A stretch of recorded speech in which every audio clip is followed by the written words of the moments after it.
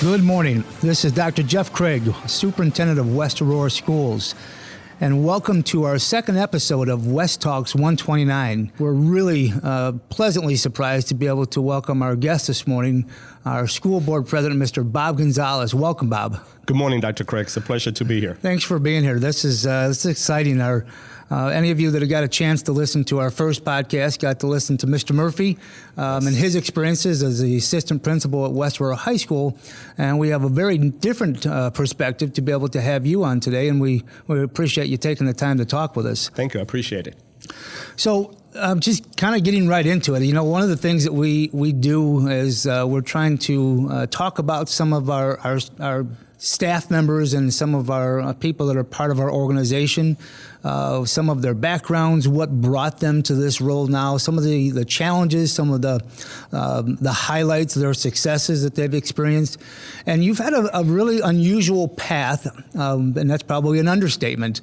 And so I would love to be able to have you share your story a little bit. So it wasn't like you grew up in Aurora and you started here and you followed that traditional pathway. And so just given a little lineage, you started off born and raised in Cuba. You transitioned to Spain. You came to the Chicago public school system. You didn't speak hardly any English, immersed into the Chicago public school system. And then you became a business owner. Mm-hmm. You were a community member. You raised a family here. And you aspired to be a school board member, now the president of a significant school district in the state of Illinois. That's a chunk. It is a chunk. Talk to us a little bit about those travels and your experiences a little bit, if you would. Well, I was, like you mentioned, I was born in Cuba. My grandfather came from Spain and settled in Cuba. And then he met my grandma, and that's the start of the story. I was born in Cuba. I lived there for 12 years. My mom, my dad, my sister, and myself. My aunt was able to get out of Cuba back in 1967, and then she applied for a visa for us to leave Cuba. So we went from Cuba. Once she put for that visa, my parents, especially my dad, had to work for the government for 2.5 years, like a concentration camp. Sure. So our home was taken away from us. We had to go live with relatives. Our home was taken away from us. Then once we left Cuba, we went to Spain for 2.5 years. We did not know anybody when we got to Spain. Thank God for my aunt. It was like a second mom to me, was sending us money to Spain so we can survive. But once we got there, we had a great Cuban relationship with some of the Cubans that were there, mm-hmm. where they took care of us. They took us to live with another family for the first couple of months until we found an apartment, and we were able to settle down. They gave us coats, because when we left Cuba, the only thing we had was the clothes we had on our back and our documents. That's all we had. Wow. So we left there. We lived in Spain for 2.5 years, thank God. Then we arrived in Chicago, 1973, April of 1973. So you are the definition of an immigrant family. Yes. It took us about 5 years from the time that my aunt put the visa for us to leave Cuba for us to get to the United States. Wow. When we came from Madrid, we landed in LaGuardia Airport. Some members of the government were waiting for us as we landed, processed our paperwork, gave us our green card, and we had them for after that. We had to wait 5 years to become citizens. Wow. After we got here in April, like I said, I did not know in English. September school started in Chicago. Sure. Carl Schurz High School. Uh-huh. And I walked in the first day. They registered me. They said, here is your schedule. Good luck. There was no bilingual classes. So I just had to find my way around. And back then in Schurz, it maybe was, back in 1973, was maybe about 10% Hispanics out of almost 1,000 kids. So how did you, Schurz isn't a small school. No. And, predominantly English speaking, because as you say, we hadn't at that time had that transition of the Latino population. Right. So how did you navigate that? How did you find your way? How did you find the path to be successful? It was tough, but my parents and my aunt always stressed education. Thank God I have wonderful teachers that helped me out, especially one teacher, and right now I can't recall her name, but she was a history teacher.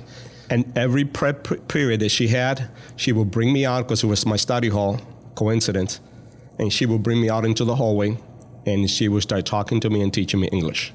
Right after I got out of school, I had another Cuban girl that had been here for 7-8 years. I would go to her house and practice some more. No kidding. Yeah. So I mean, those aren't your typical teenage experiences that our kids have. I mean, most Right. of them, even our Spanish-speaking students, have some basis in English. Right. And so they're able to navigate, our education system, which is dramatically different here in the States.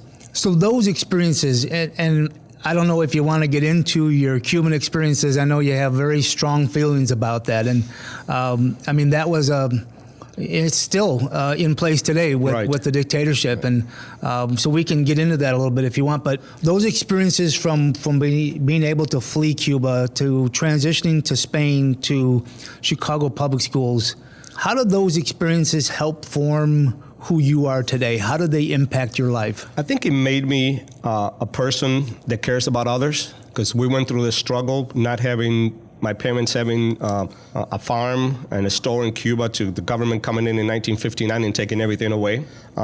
When we first got here, we barely had enough money to buy groceries or do anything. I think it's made me a person that cares about others, always willing to help others.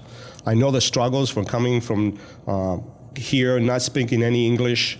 Thank God that one of the good things that I had to say about Cuba, the educational system was excellent. Because Interesting. by the time I got here, I had control of my language. Sure. I mean, I had good command of my language, so I know Spanish very well, so I really had to concentrate on learning English. Math that was taught to me in high school, I already knew that, algebra, history, geometry. So I basically had to concentrate on learning the language, because everything else I already knew, because I love to read. Nice step forward. Yeah. So of those challenges, and maybe you want to highlight a couple of the biggest challenges you experienced. There's the obvious ones, but some of those challenges you experienced in Cuba, those challenges of going to, as you said, just the clothes on your back and your documents to Spain, and then arriving here and just navigating your way through our education system. I think one of the things is, I was just talking to my kids last week, and I was telling my son, I don't remember any time from the age of 8 not working, always doing something, whether Yeah. it was chore around the house or working. We got to Spain, we went to school, we worked, same when we got here. And one of the things that I wanted to do, that I knew how hard it was for my parents to live, when my mom and my dad left, he was 39 years old, she was 38 years old. That is hard. Yes. Coming from leaving everything that you know. On my parents' side, there were 9 brothers and sisters. On my mom's side, there were 3 brothers and sisters. Leaving all your family behind, coming to a strange country where you do not know the language, you don't know the culture. So I wanted to make sure that I didn't let them down. They went through all the sacrifice, so I wanted to make sure that when I got here, I learned the language. I got A's and B's, and they always said, education is very important. So I wanted to make sure I did not let them down. That's an impactful message. Yeah, thank you. Absolutely. So those challenges, and I guess from my perspective, and this is, I have a biased perspective of you. I'm your sole employee as a school board member, but you're a successful business owner. You've sought elected office, and now risen to the presidency of that elected office. And you basically are a part and parcel of a group of people that set policy and governance for our school district of almost 13,000 students. How have those challenges influenced you and helped you become successful both in business as an elected official, and I'm going to get into your ability to help guide your own kids through our school system? I think that one of the things that taught me is to service the community. We moved here to Aurora from Chicago back in 1988, and I became a State Farm agent. And this community has been amazing to my family and myself. When I went to Chicago High School, it was public school, so I wanted to make sure my kids stayed in public school. So as soon as we got here, I know my daughter and Bobby and Michael, my kids, went through Hall Elementary School. Jesse went to Washington Middle School, and then the other 2 went to Jefferson and West. They all went to college. One of the things that I do, and I'm thankful not only for the community, but for everybody else, is that giving me the opportunity to be a successful State Farm agent. Sure. I don't consider my clients just clients. I consider them friends. So I'm more of an advisor to them, because not a lot of people understand insurance business. So I'm more of an advisor, what they need to do in case something happens, so then this is what we covered. So I kind of educate them on the insurance business. And then I'm not somebody that's a pushy salesman. I give them the information, let them make a decision. On the board, Like I said, I love servicing the community. This has been an amazing opportunity for me. From being with the teachers to working with you and your administration, you have been a great, amazing superintendent. And I thank my peers for selecting me to be the board president. I think a lot of times I lead by example, and I respect everybody else's opinion. Yeah, I just want to state for the folks that are listening too that I didn't prompt you to say anything nice about me. So That is true, but he is an amazing superintendent. But I'll take it. So thank you. You're welcome, sir. So those experiences, how did they influence how you raised your children? You talked about from the age of 8, you didn't know anything else, that education was highly important to your family, and that was something that they held important for you, and that you worked from most of that time frame on. How is that, those experiences, how they influenced how you raised your kids and then brought them through our education system? I raised them, it was tough love, as you call it. I taught them to be honest. I let them know that they were going to make mistakes and they will need to learn from their failures, but not to be afraid to come and talk to me.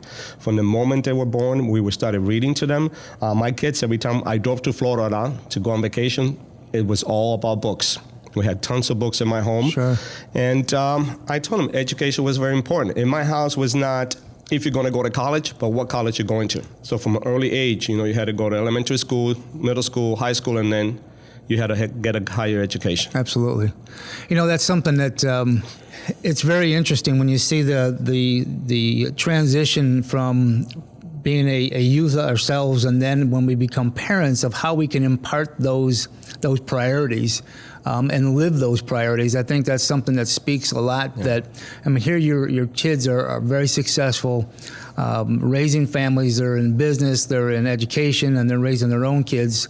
But to have those influences because you knew what a struggle it was and how important it was to get to where you are today. It was very important. Like I said, when we first got here, we did not have anything. And my parents always stressed the importance of education and to have a better life. You bet. They wanted something better for us than what they did. So let me push us in a little different direction to your board role. You've sat on the board for several years now, and you've been the board president the last few years.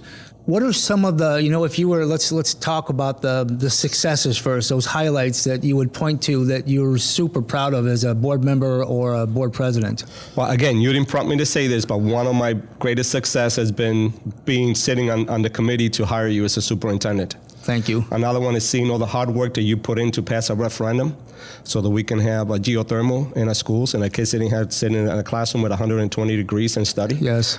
We finally be able to get rid of the portables. Yes. So that was very, very amazing. Another one is to me, the best part of being a board member is going into the schools and seeing our staff work and see our kids and the commitment to excellence in education. Absolutely. It's wonderful. So let me ask the other part of that question then. What have been some of your biggest challenges?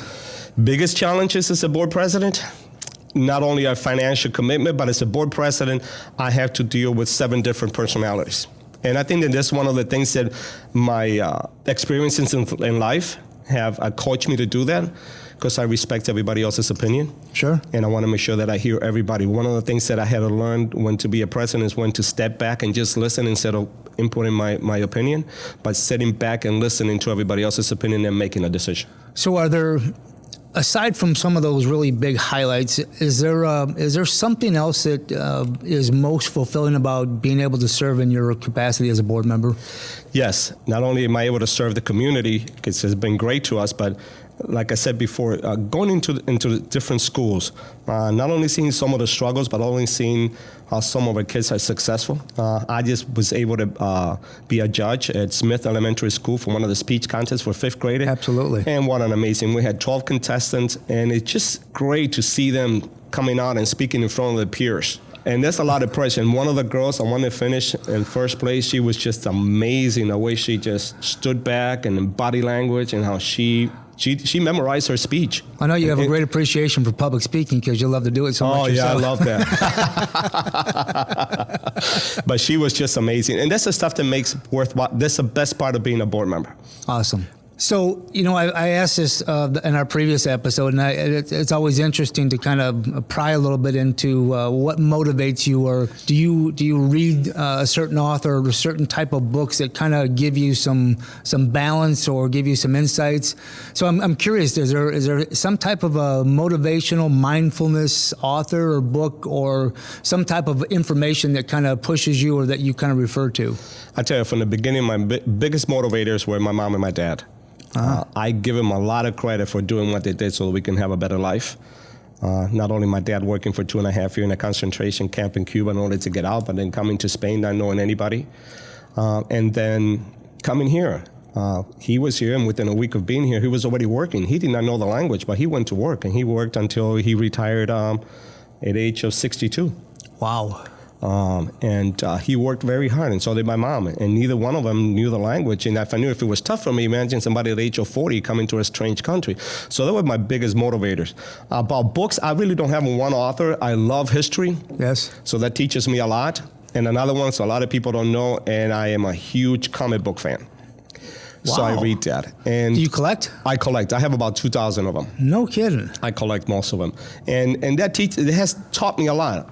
One of the examples is, and I was just thinking about that on the way here, about books, is they represent the stage that this country is in a certain time. Like, for example, in the 1950s, when we were battling the Nazis, yes. Captain America was created because we needed a hero and somebody that showed patriotism. So he was created by Stan Lee way back in when we were fighting the Nazis. So I love anything that has to do with history. Outstanding. I love that.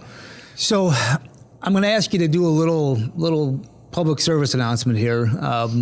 So we have students that come to us from all walks of life here in Aurora, which is really it's probably one of the highlights that we can talk about our diversity, whether it's in terms of language, socioeconomic status, different countries that our kids come from. We speak over 54 languages.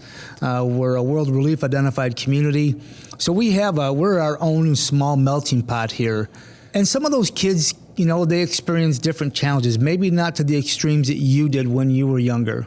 But how would you counsel our kids that are challenged with, I know I'm bouncing back and forth a little bit, but you talked about mom and dad, your mother and dad, being your motivator and your rocks for you. And some of our kids don't have that. So our kids that are facing challenges of language, of culture, of a full family to be able to have intact, socioeconomic, how would you counsel them as they tackle some of those challenges in our schools?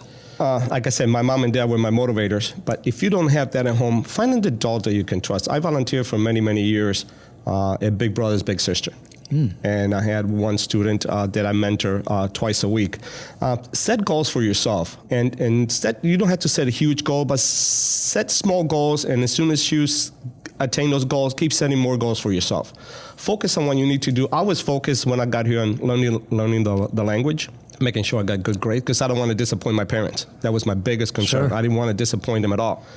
Just set goals. Find an adult that you can trust and lean on them. I mean, most adults will be more than happy to help you and guide you through life. Well, I tell you what, you hit a nerve with that one, too. One of the things that I've been advocating since I've been in education, especially when I started in my dean's role back in, 93, was do we have an adult as a student, as a child in our district? Is there one adult that you can go to in any time of duress or in need that you can talk to, confide in, whether it's a parent, whether it's a teacher, a custodian, a coach, whomever it might be? And I think that's a really important message that you just shared, that we trust in an adult in our system. It is very important. Even when I have my clients come to my office and little kids come with them, my first question to them, what is your name? What school you go to? How are you doing in school? Absolutely. Whether it's District 129 or they go to District 131, I want to make sure that I stress to them how important education is. And I don't want to beat this to death, but I certainly want to highlight a little bit, because I think your experiences kind of show that you can overcome obstacles, that you can meet challenges, and you can exceed those challenges. So some of our kids really are afforded a lot of opportunities. Right. I mean, if you think about, we were just having this conversation the other day about the opportunities that are afforded just if you think about West Aurora High School. There's over 60 clubs and activities. There's 24 varsity sports. The curricular offerings are just unending when you think about our AP offerings and the variety that we have to offer because we are a large, comprehensive campus. So those students who have been afforded opportunities to experience AP, sports, clubs, and activities, to go through and be whatever they want to be through our school system, how would you counsel or advise those kids that have been given those opportunities that maybe you weren't afforded when you were younger? I would say to them, take advantage of all those opportunities. And I know this is going to sound like I'm a parent, but the high school years are your best years of your life. Take advantage of them. Put your dad hat on there, didn't you? Yes, I did, because I told my kids that once you become an adult, you got to work, you got to pay bills, but high school years are the best years of your life. Take advantage of everything. Try sports. You don't like baseball, try something. That's what my son did. He tried baseball. He played for 5 years. He didn't like it. He tried football. He loved football. He tried track. He loved track. He tried different things. He tried band because he was in 6th grade. They all play band. They all play music here at West Aurora High School, at Hall, Jefferson, and West. My son was in a jazz band. He played football. My daughter was in marching band. She played softball and basketball and volleyball. My son was also in band. He was a drum major for 2 years for the marching band, and he was in the arts. That's keeping busy. That's keeping busy. So Absolutely. I told him, try and do as much as you can, but don't neglect your grades. Your first thing is to be a student. You want to make sure that you get grades. Sure. When they were coming here, I had a contract with my kids. If you get a C, you do not play sports. Somebody said, well, they can get a D and an F. I said, no. In my house, if you get a C, you do not play sports because you can do better than a C. And I encourage them to try everything they could try. That's awesome. Because these are the best years of your life. That's awesome. I think that's great advice, and I think people need to know that some of the wonderful opportunities that are afforded to our kids. Oh, we had great opportunities here in West Aurora High School. And my daughter teaches. She's been a teacher for 9 years. So has my daughter-in-law.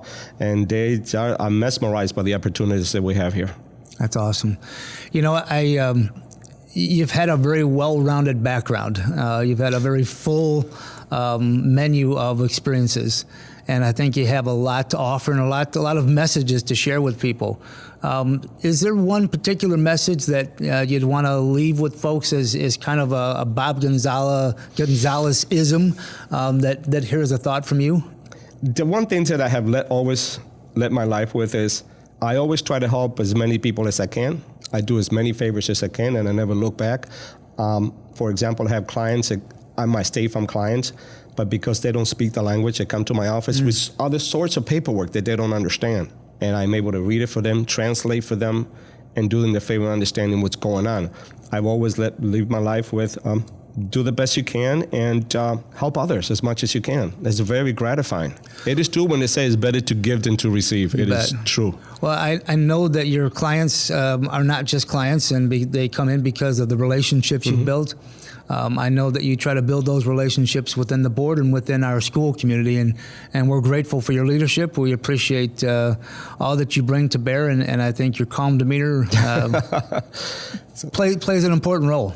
Thank you, So sir. we appreciate your time today and sharing your thoughts and ideas. And it's a really important facet that we can highlight that there's a lot of people that make up our organization in District 129. Yeah, 129 is a great district, and I'm grateful for the opportunity. I'm grateful that my peers elected me board president. And if any high school students out there and you're listening to podcast, if you need any help, please feel free to contact me. It's a great message. We appreciate it.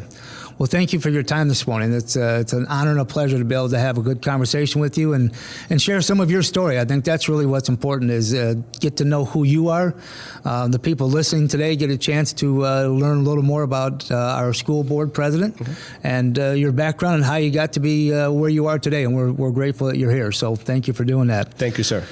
So this ends our second episode of West Talks 129. You can find us on iTunes, Stitcher, SoundCloud, or wherever you access podcasts. And we'll be looking for our next episode here in the very near future. And we want to thank Mr. Bob Gonzalez, School Board President, for being with us this morning. Thank you for inviting me. Thank you very much. Have a great day. You too.